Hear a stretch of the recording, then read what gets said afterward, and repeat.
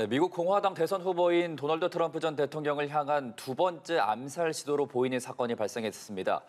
트럼프 전 대통령이 본인 소유 골프장에서 골프를 치던 중에 경호국 요원이 골프장 밖에 있는 무장한 용의자를 발견했다고 하는데요. 이번 사건이 미 대선에 어떤 파장을 미칠지 반길주 고려대 일민국제관계연구원 국제기구센터장 전화 연결해서 알아보겠습니다. 나와 계십니까?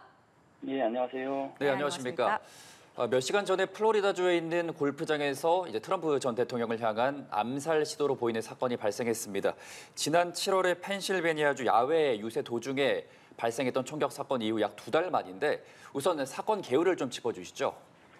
예, 먼저 2차 암살 시도라는 사건이 발생한 것만으로 미국 사회에 굉장히 충격을 안겨준 거라고 생각이 되고요. 예. 자신이 소유한 골프 클럽에서 이렇게 이제 운동을 하다가 유세도 아니라 총격이 발생했기 때문에 굉장히 사전에 치밀하게 용의자가 준비를 한 게 아닌가라는 생각이 들고요. 예. 현장에 있던 경호국 요원이 암살 시도를 실제 실행으로 옮기기 전에 체포를 했어요. 사용한 총기는 AK 유형인데 이게 AK 47일지 아닐지 모르겠지만 AK 유형이 47 같은 경우에는 20세기 전 세계적으로 뭐 베트남, 중동 이런 지역에서 많이 사용된 총기이기 때문에 그 총기를 사용했다는 것도 주목을 할 점이고요.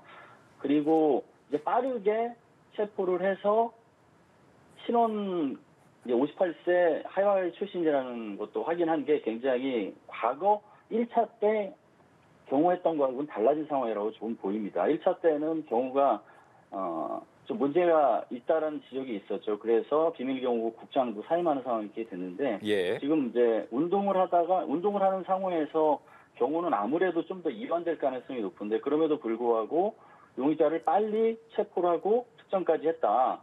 이거는 이제 1차와 2차가 이제 경우가 얼마나 달라진 상황인지를 알려주는 지점이라고 볼 수 있겠습니다.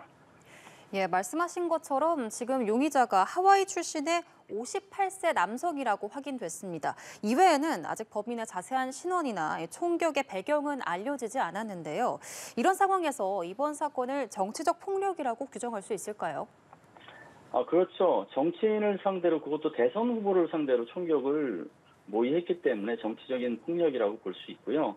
넓게 본다면 증오범죄 성격도 있다고 볼 수 있습니다.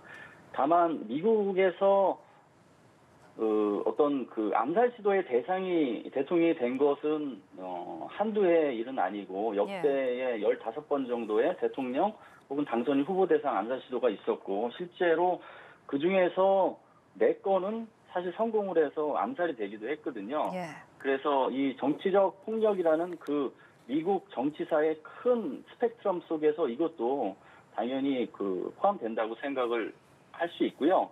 증오범죄 측면에서는 어떤 게 있었는지, 즉 증오범죄냐 정치적 폭력이냐의 차이는 개인적인 원한이냐 아니면 이건 정치적인 어떤 의도가 있는 것이냐 이 차이가 있기 때문에 그것을 명확히 따져보는 것도 중요한 대목이라고 생각합니다. 예. 또 이번 사건 용의자가 정치권이나 외부 세력과 연계된 것으로 드러날 경우에는 또 파장이 적지 않을 것 같습니다. 그렇죠. 이게 단독이 아니라 조직적으로 했다 그러면 이거는 이제 완전히 상황이 달라지는 것이 되겠죠. 그렇게 된다면 대선의 공정성 시비가 이제 단초가 되겠고요. 이런 게 없어도 2020년에 트럼프가 대선 불복에 나섰던 사례도 있기 때문에 굉장히 그 정치적인 성숙도 측면에서는 부정적인 영향이 클 거라고 생각을 하고요. 두 번째로 민주주의 위기 측면에서도 이제 그럴 경우에는 적지 않은 상처를 남기게 되겠죠. 그리고 마지막으로는 이 외부 세력과 연계됐다고 하면 미국 사회 분열이 지금 양분화된 상황인데 그 분열이 더 심화되는 파장이 있을 것 같습니다.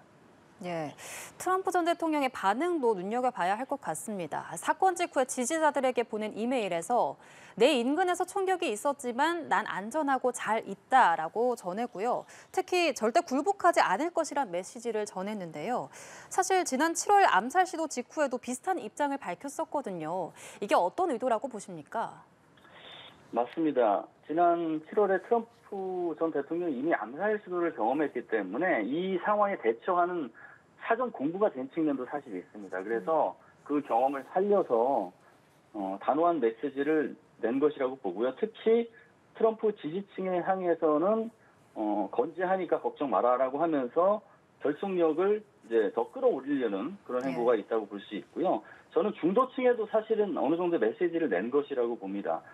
여러 가지 위협, 외부의 어떤 그 위협에도 불구하고 굴복하지 않고 대선 레이스에서 승리하겠다. 그러니까 좀 도와달라. 이런 메시지가 담겨 있다고 볼 수 있습니다. 예. 또 백악관도 입장을 표명을 했습니다. 바이든 대통령과 해리스 부통령이 이 사건을 보고받았고 또 트럼프 전 대통령이 안전하다고 해서 안도했다고 밝혔고요. 또 해리스 부통령은 미국의 폭력을 위한 자리는 없다고 규탄했는데 이 메시지 어떻게 보셨습니까?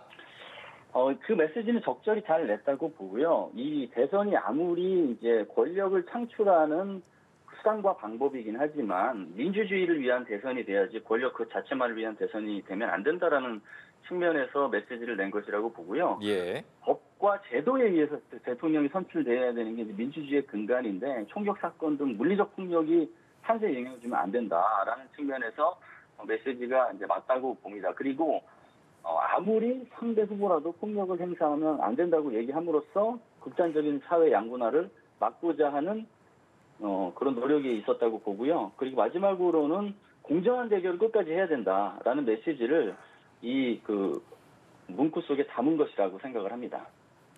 예, 이제 미 대선이 얼마 남지 않았는데 이번 사건이 선거에 어떤 영향을 미칠지도 관심입니다. 만약에 이번 사건이 트럼프 전 대통령에 대한 계획된 암살 시도 사건으로 확인될 경우에 트럼프 전 대통령 지지층은 더 결집할 수도 있다는 분석도 나오고 있어요. 그렇죠. 트럼프 지지층 입장에서는 1차 암살 시도에서도 극적인 모습이 연출되면서 살아났고 거기에서 또 굉장히 당황하지 않고 의연한 모습을 보였던 것 때문에 짧은 기간이긴 하지만 엄청난 이제 효과를 컨벤션 효과에 준한 효과를 거두면서 지지율 상승으로 이어지는 모습도 있었거든요. 그런 상황에서 두 번째 암살 시도는 조기에 또 막았다 그러면 트럼프 지지층 입장에서는 그러니까 주어진 이게 하늘이 뭐 이렇게 내려준 후보다라는 인식 그게 아무래도 1차 암살 시도 후에 있었는데 그게 이제 더 각인될 가능성이 높기 때문에 더욱 결속하겠고요. 다만 현직 대통령 바이든 입장에서도 숙제가 더 안겨진 거 측면도 좀 주목을 해봐야 됩니다. 임기 말에 극단적으로 양분화된 미국 사회를 직면했기 때문에 이것을 어떻게 안정시키고 임기를 마무리 잘해서 다음 대통령에게 넘겨줄지 이런 숙제가 더 높아졌다. 그리고 더 중요해졌다. 이것도 같이 살펴볼 대목인 것 같습니다. 예. 결국 이번 사건이 어느 후보에게 유리하게 작용할지 아직은 예상하기 어렵다는 건데 이제 미 대선 50일 남았습니다. 앞으로 어떤 변수들이 더 있을까요?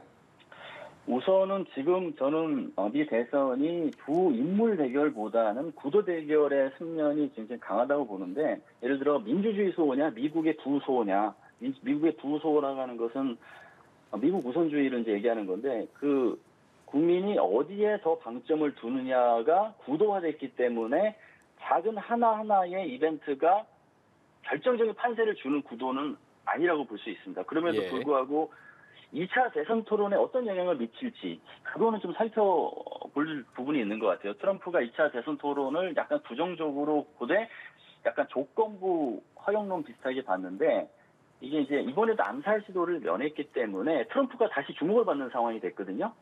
그러면 이렇게 주목받은 상황을 바탕으로 대선 토론에 긍정적으로 이제 임하겠다라는 신호를 내고 그다음에 2차 대선 토론에 이제 임하게 되면 판세를 전환하려는 동기가 작동될 가능성도 있거든요. 그러면 그 대선 토론이 결국은 암살 시도로 인해서 또 다른 주목을 받고 그다음에 판세에 영향을 미치는 그런 연결선으로 작동될 수 있는 부분이 있고요. 예. 그리고 바이든 현 대통령하고 해리스 부통령의 통합 메시지는 과연 어떻게 할 것이냐.